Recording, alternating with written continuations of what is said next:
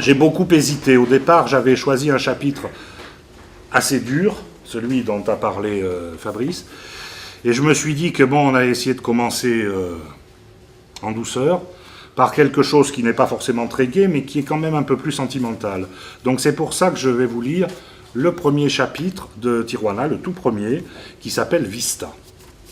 Parce que ça se passe dans le quartier de San Diego, qui s'appelle Vista, et pour lequel, donc, allez, allons-y, il y a un Polaroid, celui-ci, puisqu'il y a un Polaroid par chapitre. Le matin où je suis allé à la réserve naturelle, une fille venait d'être embauchée pour accueillir les touristes. On lui avait fourni un uniforme bleu marine, des chaussures noires et une broche Wildlife Refuge en forme de héron.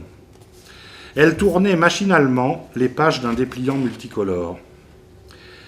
J'ai tout de suite su qu'elle s'ennuyait, elle ne resterait pas. J'ai compris l'espace d'un regard, je l'ai aimée telle qu'elle. Rosie. Pendant la promenade, j'avais les yeux rivés sur ses longs cheveux cuivrés or. Nous sommes revenus boire un café à l'office. Je lui ai demandé ce qu'elle faisait de ses dimanches. Elle a répondu « Rien ». Ou plutôt si, de temps en temps, je traîne vers le camp des Marines. Rire. Je suppose que c'est pour voir Frank Sinatra.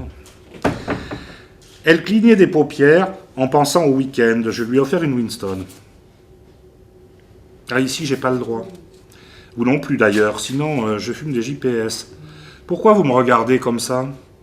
Un silence, puis... Vous faites quoi? J'écris des romans, des nouvelles, et je suis critique de cinéma.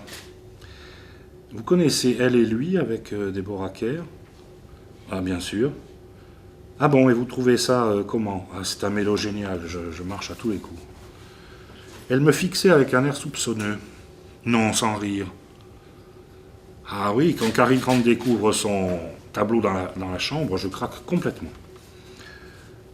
Tu sais, j'ai un minuscule appart, minuscule, hein, tout en longueur, vers Oceanside, près du centre commercial. Je fais pas trop la cuisine, mais j'ai une télé grande, geste, et un magnétoscope. Tu viendrais? Quand? Ce soir. Elle reprenait son souffle. Ouais, ce soir. Je me souviens que nous avons mangé des œufs brouillés au ketchup en regardant, allongé sur son lit, Le secret magnifique de Douglas Sirk. Elle s'était mise en jean troué et t-shirt Planet Hollywood. Nous buvions du vin blanc. À la fin, elle a dit « Je serais aveugle, tu me soignerais ?» Je sais pas, maintenant, j'aurais tendance à dire oui. Elle a glissé sa main sur mon cou. Faut pas me mentir. Ok. Si tu veux, on peut éteindre la lumière et dormir. Tu devrais au moins te démaquiller. Non, pas ce soir, on se connaît mal. Elle a replié les jambes pour s'adosser au mur. Elle contemplait la neige sur l'écran. Je te propose un marché. Tu éteins, je file dans la salle de bain et je reviens me coller dans tes bras. Je me suis approché d'elle qui tremblait. J'ai passé le bout des doigts sur sa joue. Elle pleurait, sans bruit. Explique-moi ce qui se passe. Je peux pas. Mais explique-moi, s'il te plaît. Non. Faut pas me mentir. Elle s'est levée, a tourné quelques secondes dans la pièce en reniflant. Elle a attrapé un Kleenex, allumé une JPS. Je la regardais faire, ne sachant plus ce que je voulais. J'ai attendu qu'elle se calme et revienne s'asseoir au bord du lit. Après 9 heures du soir, plus personne entre dans la maison. J'ai une maladie de peau depuis longtemps. On a essayé de me guérir, mais rien n'y fait. C'est-à-dire, je peux pas te décrire, faut voir pour comprendre. Une fois près du lavabo, elle a commencé à faire glisser avec délicatesse les cotons des make-up sur son front. Elle me jetait des regards obliques. Peu à peu, les boutons apparaissaient, isolés ou par blocs, dessinant sur sa peau un paysage ambré, rougeoyant, légèrement bleuâtre. À certains endroits, il y avait d'étroites crevasses, ailleurs des boursouflures. Elle a tourné la tête, serrant les dents. Le mois qui a suivi, nous n'avons jamais reparlé de cette soirée. Parfois, j'en plaisantais vaguement, elle me traitait de salaud. La veille de son opération, nous nous sommes retrouvés Plaza Camino, face à la lagune. Elle était là, Mini-jupe Vichy, caterpillar fluo, un sac à dos bariolé complétait la panoplie.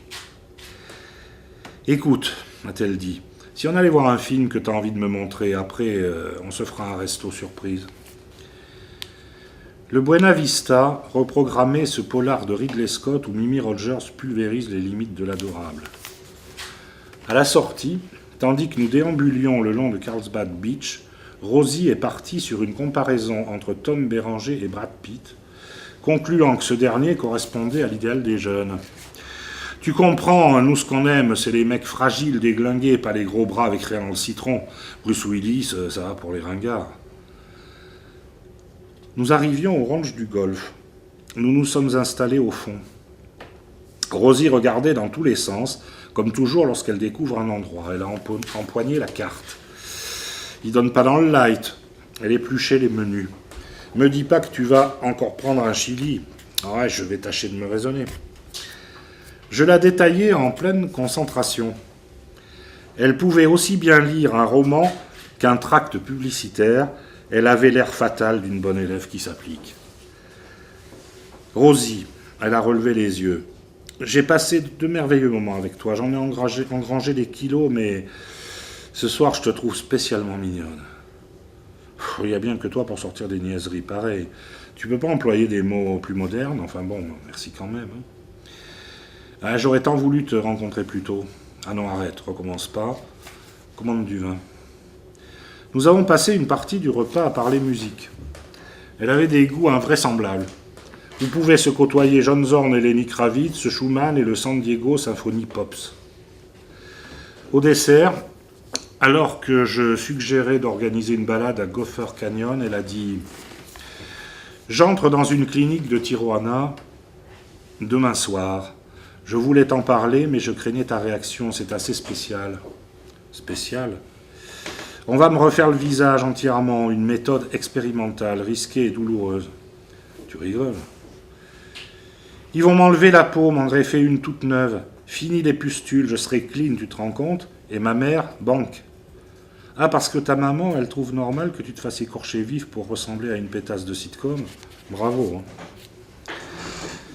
Rosie m'a agrippé.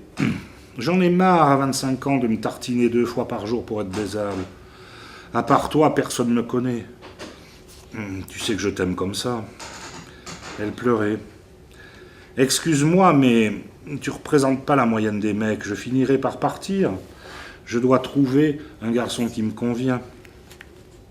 Ah, je comprends. Oui. Qu'est-ce que tu attends de moi ? Voilà, c'est le premier chapitre, ça.